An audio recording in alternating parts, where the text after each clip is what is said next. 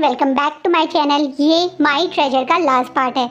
ये fan fiction एक short fan fiction था, पर मैंने इसे ऑलमोस्ट डबल लेंथ का कर दिया, 4 की जगह इसके 8 पार्ट कर दिए। थैंक यू सो मच, आपने मुझे और मेरे फैन फिक्शन को इतना प्यार दिया उसके लिए। बट जल्दी ही मैं एक और हिस्टोरिकल वांगशान फैन फिक्शन लाऊंगी और उसके इंट्रोडक्शन पार्ट में जल्दी आपके साथ शेयर करूँगी। So back to the story. Last part में हमने देखा था कि वांग जी फाइनली अपने ड्रैगन फॉर्म में आ जाता है। अब वो वॉर जिससे कई साल से पूरा कल्टीवेशन वर्ल्ड परेशान था, वो अब एंड हो गई है। लेकिन वांग जी गुस्से में विंग को कहीं अपने साथ ले गया है जी। अब आगे विंग जो समझ नहीं पा रहा कि उसका लंजा उस पर किस बात पे गुस्सा है, वो इस समय वांग जी के साथ है। वांग जी अपने ड्रैगन फॉर्म से ह्यूमन फॉर्म में आ गया है और विंग का हाथ पकड़ के उसे कहीं बहुत जोरों से, बहुत तेज कदमों से ले जा रहा है। विंग को ये जगह बिल्कुल अलग लग रही है। ये बहुत शांत जगह है, चारों तरफ माउंटेन हैं, बीच में एक कॉटेज है जो बहुत शांत है। वांग जी तुरंत उस कॉटेज के अंदर विंग को लाता है और जोर से उस गेट को बंद कर देता है। विंग वांग जी की तरफ देखता है और देख रहे हैं कि वांग जी बहुत गुस्से में है। उसकी आंखों में आज विंग के ऊपर गुस्सा है। विंग थोड़ा सा घबराता हुआ एकदम से बोलता है, लंजा क्या हुआ? अब वांग जी तुमने अपना प्रॉमिस तोड़ा। इस बात पे वांग जी विंग थोड़ा सा घबराते हुए, नहीं लंजा, मैंने अपना कोई प्रॉमिस नहीं तोड़ा। तुमने मुझसे प्रॉमिस किया था, वादा किया था कि तुम खुद को डेंजर में नहीं डालोगे, फिर क्यों गए थे तुम जिन क्लैन? इस बात पे विंग थोड़ा घबराते हुए वहाँ जो समझ रहा है कि वांग जी उससे इस बात पे नाराज़ है कि वो बिना उसे बताए जिन क्लैन चला गया था, वो आगे आगे कोशिश करता है कि वांग जी को, लंजा मैं क्या करता, तुम्हें भी पता है उस समय सीजे की जान की बात थी और मुझे पता था कि मुझे कुछ नहीं होगा, तुम हो ना मेरा ध्यान रखने के लिए। विंग बड़े प्यार से वांग जी के पास आके उसे गले में हाथ डालते हुए बोलता है, पर वांग जी शायद विंग की इस प्यार भरी बातों में आने वालों में से नहीं है।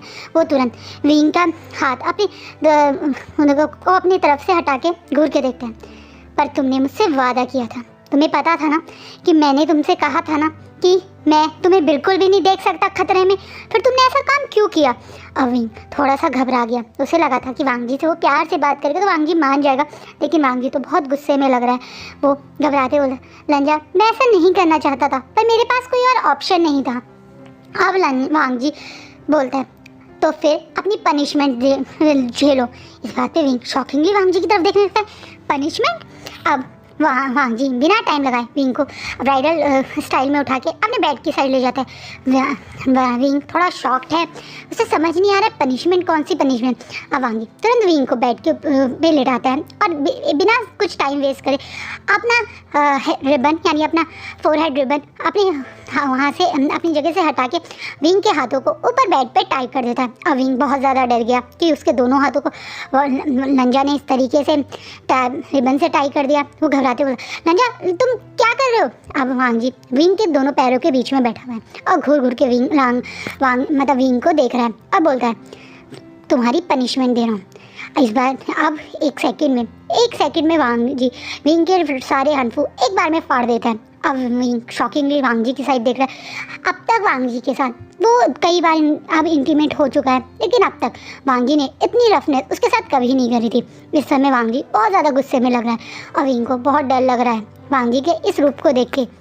जब वो इतना प्यार करते हुए इतना सॉफ्टली उसके साथ बात करता है तब वो इतना ज़्यादा रफ़ होता है, तो आज तो वो इतना गुस्सा है तो पता नहीं कितना रफ़ होगा। ये सोच के बेचारे विंग की हालत बुरी हो रही है, लेकिन वांग जी बिल्कुल मूड में नहीं है विंग की कोई बात मानने की या उसके ऊपर कोई मर्सी दिखाने की। उसे गुस्सा आ रहा है कि विंग बिना उससे मिले, बिना उससे एक बार डिस्कस करे ऐसे कैसे जियान के लाइन चला गया। विंग को उन जंजीरों में देख के वांग जी के दिल को कितना दर्द हुआ, वो उस चीज़ को एक्सप्लेन नहीं कर सकता। इसलिए वो विंग पे बहुत गुस्सा है कि विंग ऐसा क्यों करा। अब विंग अपनी बड़ी बड़ी आंखों को बार बार झपका के वांग जी की साइड देख रहा है। अब बोला, लंजा सॉरी, अब नहीं करूँगा, प्लीज़ गुस्सा मत हो। लंजा मेरा हाथ खोलो, लंजा मुझे बिल्कुल अच्छा नहीं लग रहा, छोड़ो मेरे हाथों को। लेकिन वांग जी आगे की तरफ उसकी तरफ एक आके उसे हंग्रीली किस करने लगता है। वो विंग की किसी बात पे रिस्पॉन्स नहीं करता है। विंग अब समझ नहीं पा रहे हैं कि वांग जी को क्या हो गया है। वांग जी बहुत ज़्यादा हंग्रीली किस कर रहा है। थोड़ा उसके उस ड्रैगन फॉर्म का भी कारण है। वो ड्रैगन फॉर्म जो अभी आया था वो भी उसका उसका ड्रैगन जो है वो भी अपने ओमेगा को शायद पसंद करता है या टेस्ट करना चाहता है। वो भी इस कारण उसको बिल्कुल भी और ज़्यादा एक्टिव है और ज़्यादा हंग्रीली किस कर रहा है।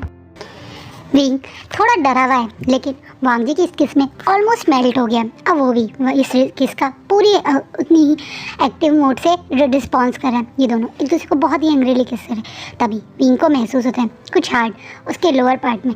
वो समझ गया कि ये वांग जी इस समय पूरे मतलब वो काफ़ी एक्टिव है, तो इस वजह से उसके चेहरे पे हल्का सा ब्लश आ जाता है। और वांग जी को विंग का ये ब्लश फेस बहुत ज़्यादा क्यूट बहुत पसंद है।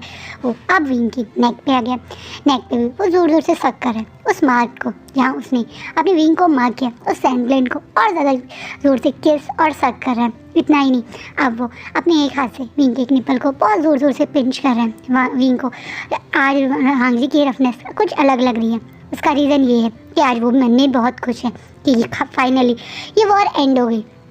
वो विंग वांग जी के साथ बहुत ज़्यादा उसके हर टच पे उसी तरह से रिस्पॉन्स कर रहा है। और वांग जी को ये बहुत अच्छा लग रहा है।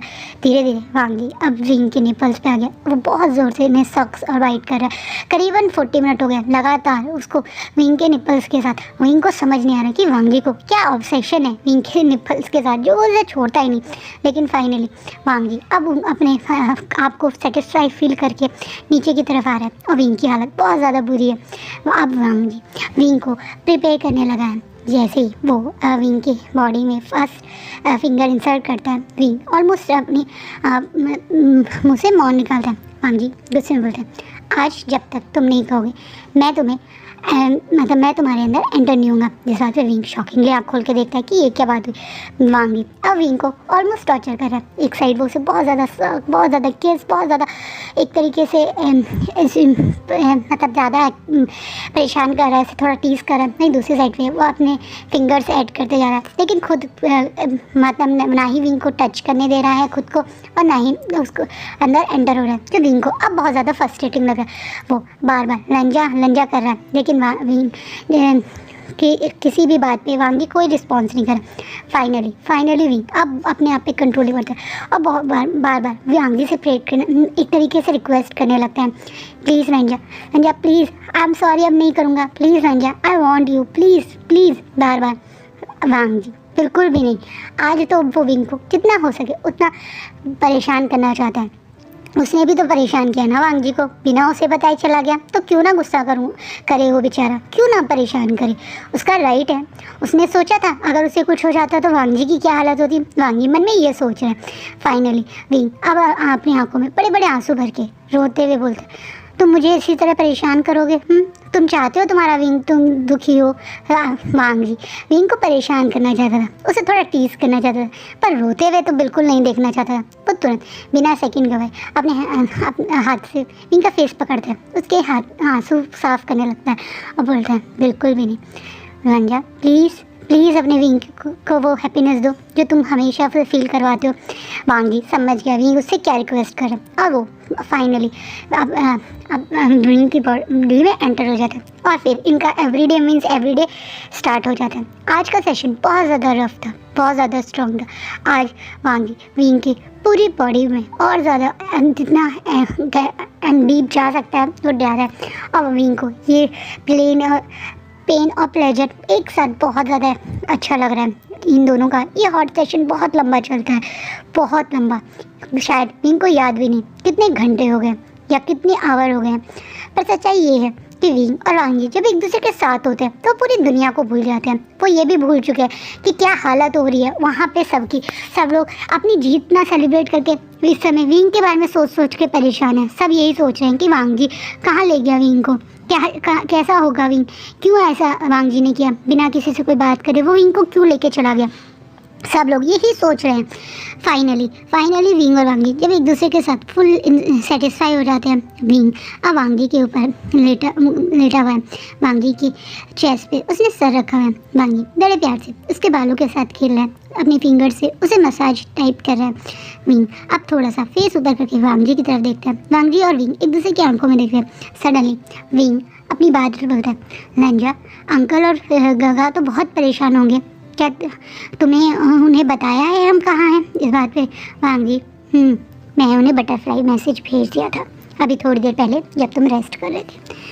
विंग अब अपनी सराउंडिंग में देखता है और इधर उधर देख के बोलता है लंजा वैसे हम कहाँ पर हैं? ये तो किसी का घर लग रहा है। किसका घर है ये लंजा? हमारा, ये जिनशी है। इस बात पे विंग एकदम से एक्साइटमेंट में खड़ा होता है, बोलता है हम अपने घर आ गए, हम लैंड क्लैन आ गए लंजा। इस बात पे वांग जी को बहुत अच्छा लगता है कि विंग ने उसके क्लैन को, उसके घर को अपना घर बोला।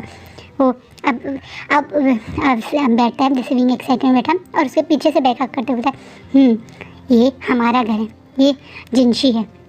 कई साल पहले मैंने जिनशी छोड़ दी थी, तब से मुझे नहीं पता था कि मेरी जिनशी का ध्यान कौन रख रहा है, लेकिन अंकल मुझे लेटर्स में बताते थे कि हांशी और जिनशी को वो हमेशा साफ रखते हैं, कुछ सर्वेंट्स के साथ हमेशा यहाँ आते रहते हैं, लेकिन आज मैं चाहता था कि मैं तुम्हें यहाँ लेके आऊँ। विंग बड़े खुशी से बोलता है लंजा अब ये हमारा घर है और इसे कोई सर्वेंट नहीं, मैं और तुम संभालेंगे। इस रहते हुए वांग जी भी उस पर बात पे अग्री करता है। वहाँ जैसे वांग जी ने कहा बटरफ्लाई मैसेज भी अंकल के पास पहुँच गया और उन्हें भी मन में बहुत खुशी होती है कि वो विंग के साथ ठीक है और वो जिनशी लेके गया था विंग को। वहीं अब नी क्लैन बहुत ज़्यादा खुश है, चारों तरफ एक होते हैं आतिशबाजी हो रही है, वैन क्लैन को ख़त्म होने की और वैन क्लैन के वॉर एंड करने की खुशियाँ मनाई जा रही हैं। वहीं जिन क्लैन के का नया एक तरीके से लीडर, न्यू सेक लीडर जिशान को डिक्लेयर किया गया है, वहीं जियांग्स के नए लीडर अब जैन फैमियाँ होंगे। ये सब डिक्लेरेशन भी होनी शुरू हो गई हैं, चारों तरफ खुशहाली है। फाइनली इतने साल बाद, इतनी सारी स्ट्रगल्स के बाद इस कल्टीवेशन वर्ल्ड में अब शांति हुई है, कोई लुटेरे का डर नहीं है, हर जगह अब सही लीडर पहुंच गए हैं। वैन क्लैन के लोगों को भी नी क्लैन ने अपने अंडर ले लिया है और इतना ही नहीं, नी क्लैन के लीडर यानी नी मिंजू ने साफ कहा है कि जो लोग वॉरियर नहीं हैं यानी आम जनता, वुमेन और ओल्ड एज मतलब बूढ़े लोग, बच्चे, उन्हें किसी तरह की कोई एक तरीके से परेशान नहीं किया जाएगा। लेकिन हाँ, जो सोल्जर थे, जो वॉरियर थे, उन्हें अभी बंदी बना के उनसे सारे काम करवाए जाएंगे, जैसे सफाई, जो भी नुकसान हुआ है, जो भी चीज़ें ख़राब हुई हैं, रीबिल्ड करना, रोड्स बनवाना, वो सारे काम करवाए जाएंगे। उनके हथियार ले लिए गए हैं, लेकिन हाँ, उन्हें कोई टॉर्चर या उन्हें पनिशन नहीं किया जा रहा, उन्हें एक तरीके से एक लेबर की तरह यूज़ किया जा रहा है। तो वो लोग भी ज़्यादा दुखी, मतलब उनके फैमिली वाले भी खुश हैं कि कम से कम उनके सोल्जर्स को मारा नहीं जा रहा, उनके साथ टॉर्चर नहीं किया जा रहा, उनसे काम ही करवाया जा रहा है, तो वो कर लें। एक तरीके से वो नी मिंजू के अंदर आने पे भी काफ़ी खुश हैं।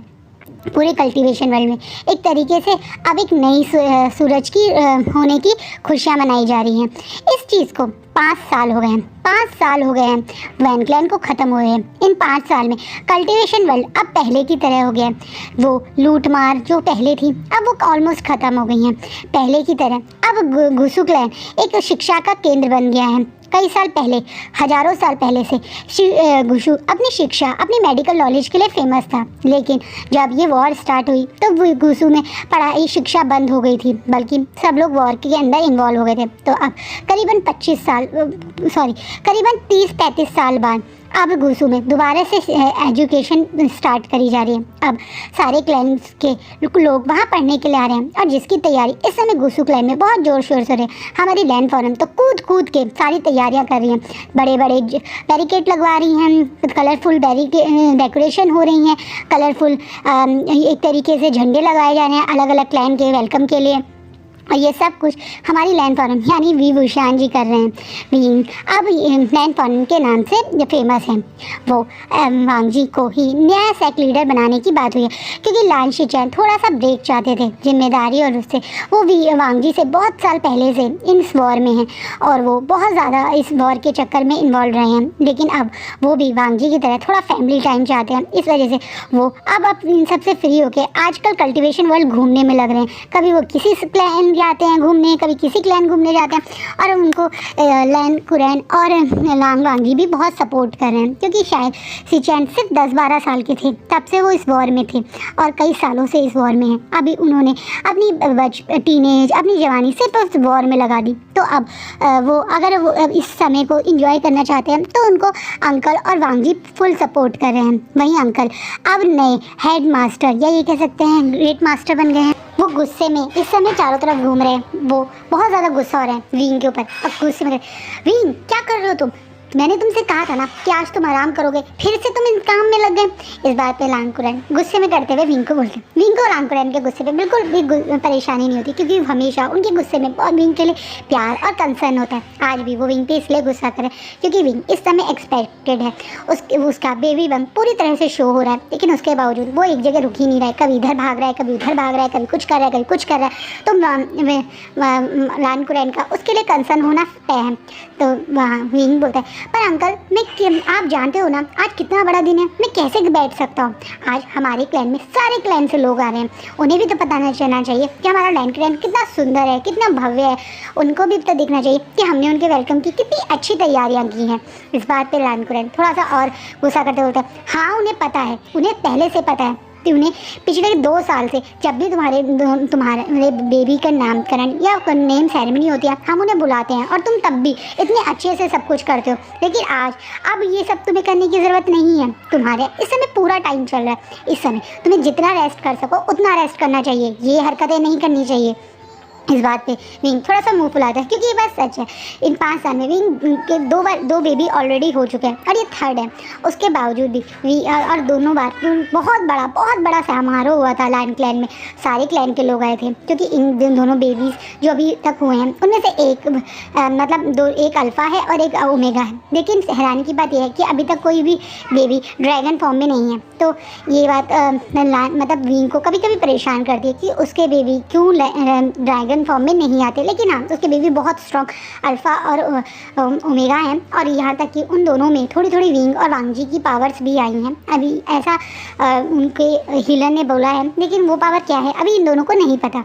विंग थोड़ा सा हैरान होते हुए अंकल की तरफ देखते बोला, अंकल पिछले 2 महीने डिले हूँ मैं अपनी डिलीवरी से, मुझे पता नहीं चला इस बार ये बेबी हो ही क्यों नहीं रहा। हर बार मेरा बेबी टाइम पे हो जाता था, लेकिन ये बेबी पता नहीं कब आएगा। अब मैं बहुत ज़्यादा इरिटेट हो गया हूँ। अब घर में इतनी बड़ी टमी के साथ बेड पे पड़े मेरा आज मन था, प्लीज़ अंकल मुझे करने दीजिए ना प्लीज़। मैंने कितनी मुश्किल से तो लंजा को मनाया, अब आप भी मुझे इस तरीके से करेंगे तो मेरा सपोर्ट कौन करेगा। विंग थोड़ा सा पाउट बनाते हुए बच्चों वाली तरह लांकुरैन को बोलता है। ये विंग का एक नया हथियार है, जब भी वो थोड़ा बच्चों वाली तरह पाउट बना के बच्चे पकानी हरकतें करता है तो मतलब एक तरीके से लांकुरैन मान ही जाते हैं विंग की बातों को। अब इससे पहले लांकुरैन कुछ और बोलते सडनली पीछे से कोई आ रहा है।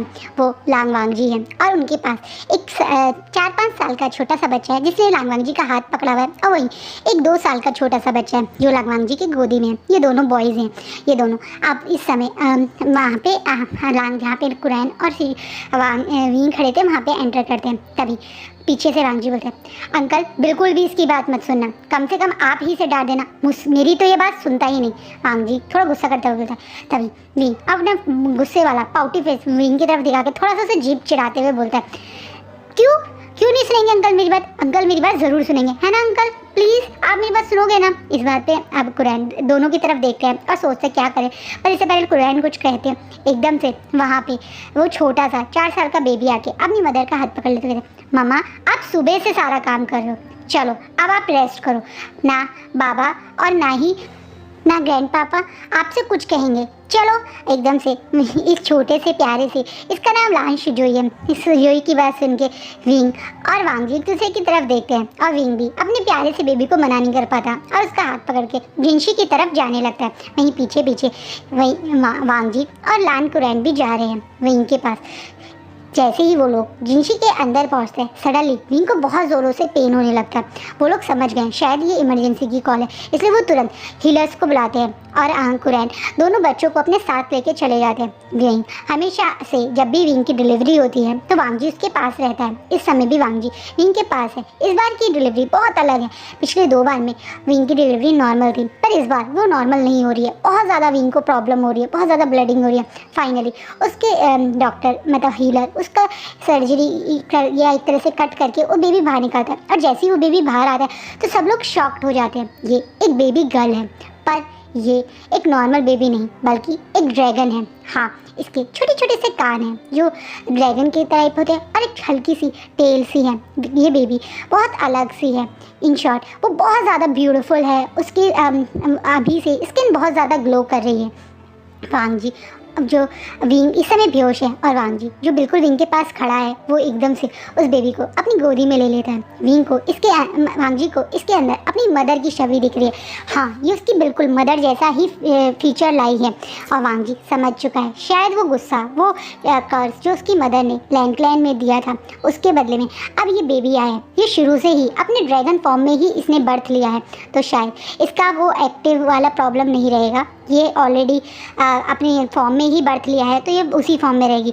वांग जी इसे बेबी को बड़े प्यार से अपनी गोदी में रख के बार बार इसे इसके फेस को टच कर रहा है, इसके बाद गालों पे माथे पे किस कर रहा है। वो बहुत खुश है, बहुत खुश है अपनी इस बेबी को गर्ल को देख के, क्योंकि दोनों बार वांग जी एक गर्ल ही चाहता था लेकिन उसको बॉयज़ हुए। उसे ऐसा नहीं है कि उसे शिजोई या आयुन से प्यार नहीं है, लेकिन हाँ वो उसे हमेशा से एक छोटी सी बेबी गर्ल चाहिए थी और आज उसकी वो बेबी गर्ल है। ऊपर से ये वांग जी के फॉर्म में है, ये ड्रैगन है, तो ये बात भी वांग जी को और ज़्यादा खुशी दे रही है क्योंकि उसे ये भी लगता था कि उसके दोनों बच्चे ड्रैगन नहीं हुए क्या, बट ऐसा नहीं था उसे उन बच्चों का ड्रैगन ना होने से कोई दुख था, बट वो सोचता था कि क्यों नहीं हुए। लेकिन आज उसके बेबी ड्रैगन है तो उसे और ज़्यादा खुशी हो रही है। ये बात हीलर भी सब लोगों को बता देते हैं, वहीं लान कुरैन भी बहुत ज़्यादा खुश और शॉक्ड होते हैं क्योंकि ये बेबी एक ड्रैगन फॉर्म, थोड़ी सी ह्यूमन फॉर्म में इसने बर्थ लिया है। तो एक तरीके से वो लोग भी खुश हैं कि ये एक्टिव कम ही है, इसका ऊपर कोई वो कर्ज का फ़र्क नहीं पड़ा है।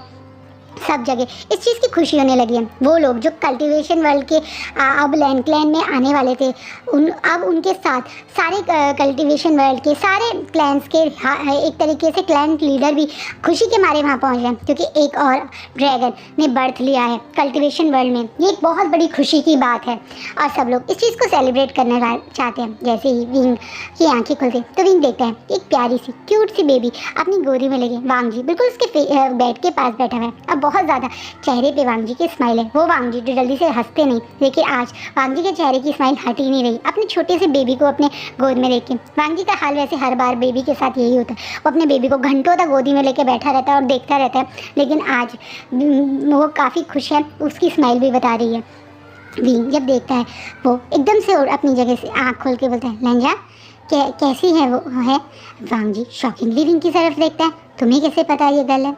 मुझे पता है, ये शुरू से ही तुम्हारे टच से कूद पड़ती थी और मुझे पता है एक फादर से सबसे ज़्यादा कनेक्ट एक बेबी गर्ल ही करती है, तो मैं समझ गया था कि इस बार ये गर्ल है। और तुम इसे देखोगे? विंग खुशी में हिलाता है। जैसे ही वांग जी विंग के पास बेबी रहता है विंग की आँख शॉक में बड़ी हो जाती है क्योंकि वो देख रहे हैं कि ये ड्रैगन फॉर्म में है। कुछ इसके जैसे टेल, इसकी ईयर उसे पता चल रहा है कि ये ड्रैगन वाली मतलब इसकी बेबी ये ड्रैगन है। तो खुशी में आंखों में आंसू भरे हुए वांग जी की तरफ देखते हैं, ये ड्रैगन है। वांग जी अपना सर हिला के इस बात पे अग्री करता है और विंग बहुत ज़्यादा खुश हो जाता है। ये वो अपने बेबी को अपने गले से लगा के बहुत ज़्यादा प्यार करता है। यहाँ पे सारे सेक्ट लीडर, यहाँ तक कि खुद शिचैन भी जो इस समय नीकलैंड में थे, दौड़े नी मिंजे और नी हुसैन के साथ वहाँ पहुँचते हैं। एक बड़ी ग्रैंड समारोह होता है यहाँ पे, कहाँ पे सबकी वेलकम सेरेमनी होने वाली थी, अब उस जगह एक ग्रैंड सेरेमनी हो रही है ड्रैगन के बर्थ की। वहीं पे ये दोनों छोटे भाई जो अभी ज़्यादा एक कम बोलता है, मतलब अभी उसने बेचारे ने बोलना ही शुरू किया है, और दूसरा लान शिजोई जो बहुत ज़्यादा सीरियस रहता है, जिसके अंदर बहुत ज़्यादा सीरियस शांत व नेचर है। वो दोनों अपनी छोटी सी बहन को अपनी मदर की गोद में देख के बहुत खुश हो रहे हैं। वो भी बार बार उस बेबी को देख के बहुत खुश हो रहे हैं। 2 साल के छोटे से आयुन को तो ये इतनी क्यूट लगती है कि वो आगे आगे तुरंत इसके गालों पे किस कर देता है, और ये देख के वहाँ खड़े हुए सब लोगों के चेहरे पे हंसी आ जाती है। ये लोग बहुत बड़ा से एक वेलकम कर देते हैं और इस बच्चे का तुरंत नामकरण कर देते हैं। विंग इसका नाम लैन क्लैन की स्थापना करने वाली लैनी के नाम पे रखते हैं और इसका नाम भी लैनी रखा जाता है। लैनी का बहुत बड़ा एक नामकरण का समारोह होता है। इतना ही नहीं, जैन फैमिया और जनचा भी आते हैं। वो एक तरीके से नानी के घर की साइड से जैसे गिफ्ट लाते हैं, हमेशा विंग के बेबी के लिए गिफ्ट लाते हैं। आज भी वो गिफ्ट लाए हैं। मैडम यू उस दिन के बाद वो कहाँ है किसी को पता नहीं चला। जैन फैमिया और चंचा ने भी उन्हें कभी ढूंढने की कोशिश नहीं की। कुछ लोग कहते हैं कि वो उसी काल कोठरी में कहीं भूखी प्यासी मर गई। कुछ लोग कहते हैं शायद उसी दिन वैन रूहान ने उन्हें मरवा दिया था, लेकिन वो कहाँ थी किसी को आज तक पता नहीं चला। असलियत में वो जिंदा है या मर गई हैं किसी को पता नहीं, और किसी को कोई फ़र्क भी नहीं पड़ता। वहीं युवानली के भी एक छोटा सा बेबी हुआ है जिसका नाम जिंगलिंग रखा गया था। जिंगलिंग का नाम वैसे विंग ने ही रखा था। वो भी अब विंग के बेबी लान सिजोई की एज का है और वो एक ओमेगा है, वहाँ सिजोई एक अल्फ़ा है। वहीं इस खुशी इन समारोह में सब लोग बहुत खुश हैं। धीरे धीरे कब इनकी खुशियों को और साल बीतते जा रहे हैं, बच्चे बड़े होते जा रहे हैं। कुछ अब वहीं सिजोई 15-16 साल का हो गया और वहीं पूरे के पूरे कल्टीवेशन वर्ल्ड की नाक में दम करे रखती है। वो कभी भी अपने ड्रैगन फॉर्म में आके किसी भी क्लाइंट में पहुंच जाती है मस्ती करने। इतना ही नहीं, उसको सारे क्लाइंट्स से उतना ही प्यार है जितना उसे अपने लैंड क्लाइंट से है। कोई उसकी नानी का घर है, कोई उसकी बुआ का घर है, तो कोई उसके मतलब उसके अंकल का बेस्ट फ्रेंड का घर है। वो सबकी लाडली है। वो जहाँ जाती है सब उसे उतने ही प्यार से वेलकम करते हैं, क्योंकि वो अभी सबसे छोटी भी है। और दूसरी बात, वो सबको उतने ही प्यार से, उतने ही हंसी मजाक से मिलती है। उसके अंदर विंग की आदतें हैं, वही चुलबुलापन, वही शरारत करने की आदतें हैं। वहीं उसका रूप रंग भी बहुत ज़्यादा सुंदर है। हर कोई उसके रूप रंग को देख के हैरान है कि ये इतनी सुंदर, इतनी प्यारी है मैं विंग और वांगजी की बेटी। सब लोग इस समय अपनी खुशहाल लाइफ में और कल्टीवेशन वर्ल्ड में एक हैप्पी टाइम चल रहा है। शायद हेवन और अर्थ जो चाहता था वो हो गया। इन सोलमेट बॉन्ड ने इस कल्टीवेशन वर्ल्ड में फिर से खुशियाँ भर दी। और आज का फैन फिक्शन ये रुकता है। सो गाइस, मैंने ये फैन फिक्शन बहुत शॉर्ट लिखा था। सबके प्यार और रिस्पेक्ट, मतलब आपके लोगों के प्यार और रिक्वेस्ट के कारण मैंने इसे बड़ा कर दिया। इसमें 2-3 चैप्टर बढ़ा दिए, या ये कहूँ 4 के सीधा 8 चैप्टर कर दिए। होप सो आपको इस टाइप का फैन फिक्शन अच्छा लगे। मैं जो नेक्स्ट फैन फिक्शन सोच रही हूँ वो फिर से हिस्टोरिकली होगा। वो एक रिवेंज स्टोरी होगी। रिवेंज स्टोरी इस टाइप से होगी, वो भी एक ओमेगा वर्जन होगा, मैं बता देती हूँ आपको। और रिवेंज स्टोरी इस टाइप से होगी कि उसमें विंग वांगजी से कोई रिवेंज नहीं लेगा, बल्कि वो जियांग से रिवेंज लेगा और उसमें वो वांगजी का यूज़ करेगा। तो ये कुछ इस टाइप की स्टोरी होगी। मेरे दिमाग में अब तक यही चल रही है। इसके अलावा एक मॉडर्न भी है, अगर आप चाहें तो मैं वो मॉडर्न वाली भी शेयर करूँगी। मॉडर्न वाली कुछ इस टाइप से है कि वो भी एक ओमेगा वर्जन है, लेकिन उसमें ये है कि विंग और वांगजी चाइल्डहुड फ्रेंड्स होंगे और विंग एक प्रॉब्लम से जूझ रहा होगा। वो प्रॉब्लम क्या है वो आपको जब मैं स्टोरी सुनाऊँगी तब होगा। तो ये 2 स्टोरीज़ मेरे दिमाग में चल रही है, जिसका मुझे फर्स्ट अच्छी सी स्टार्टिंग मिल जाएगी, मैं वो शेयर कर दूँगी।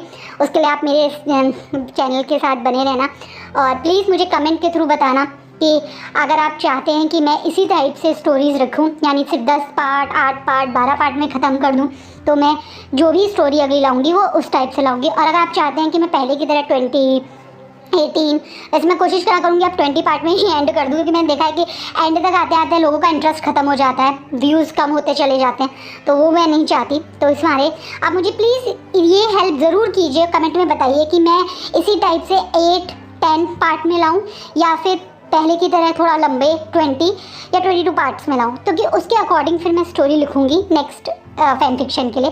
अभी मेरा जो दूसरा फैन फिक्शन चल रहा है, you and me are like, जब तक एंड नहीं होगा मैं नया फैन फिक्शन स्टार्ट नहीं करूँगी, मैं उसे बहुत जल्दी अब एंड कर दूँगी। So thank you for watching my fan fiction and please comment किया कीजिए। मुझे बहुत मन करता है मैं आपके कमेंट पढूं, उन पर रिस्पॉन्स करूं। मुझे बहुत खुशी मिलती है आप लोगों के कमेंट से। मुझे सच कहूँ कोई सब्सक्राइब नहीं करता, मुझे इतना बुरा नहीं लगता, मत करो, आपका मन है आप नहीं करना चाहते, लेकिन आप प्लीज़ कमेंट करा करो। मुझे बहुत अच्छा लगता है अगर आप कमेंट करो, और कमेंट में अगर आप ये चीज़ लिखते हो ना नेक्स्ट पार्ट प्लीज़, वो भी मुझे अच्छा लगता है। लेकिन मैं चाहती हूँ कुछ और भी लिखो, जैसे बताओ कि जैसे मैं आपसे क्वेश्चन पूछ रही हूँ इसका कुछ रिस्पॉन्स करो। Okay, thank you.